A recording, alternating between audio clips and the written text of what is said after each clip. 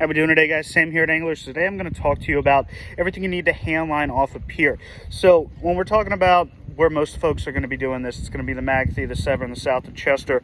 Out on the main stem of the rivers, it's really easy. You really don't need much. You're going to need some cotton twine. The reason we like cotton twine is because cotton twine will sink for us. So if I pull this up here, cotton twine, once it gets absorbed by the water, it sinks. And ideally when you're crabbing, you want to give it the least amount of weight you can get away with, so that when that crab is pulling on that chicken neck and you're pulling them in by hand, less and less things for him to feel, less and less things for him to drop off. So that's important. So classic cotton twine, it's super cheap and it lasts a long time. You can get away with using like heavier fishing lines like mono or braid, but the problem is some of those tend to float a little bit more, a little tough on the fingers as well. So cheap classic cotton twine, you can get it anywhere. We've got it in a couple different sizes at the shop. As far as bait goes, most folks are going to be using chicken necks.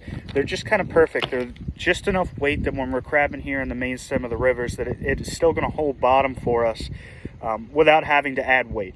Now, if you're going to fish some of the bigger public peels like Mattapeak, Romancoke, Jonas Green Park, you're going to want to add some weight to those. You're fishing in a little bit higher current area. You're fishing off a big bridge. You want to make sure your bait's on bottom. The best way to do that is just to take a little 1 ounce sinker or something like that and tie it on with your chicken necks. So I'm just going to show you here. I have just a really simple chicken neck. How I like to tie these on is really simple. An overhand knot underneath the chicken neck the first time around. Pull that tight. And then I'll just wrap the main line of this cotton a couple times around it. And then I'll just do one more overhand knot on the other side. That chicken neck will be plenty secure. It's not going to go anywhere for us.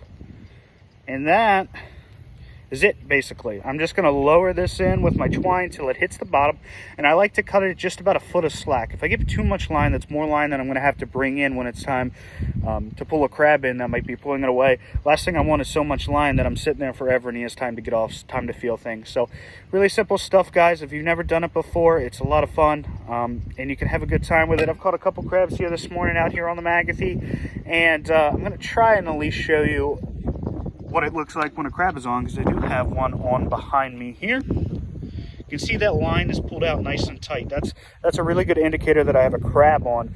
From there, I'm just going to slowly pull it in by hand, and then hopefully if I have somebody else here to scoop it, they could scoop it too. But today I'm going to try and do it all on my own. So thank you guys for stopping by, and come on in and check it out. Thanks.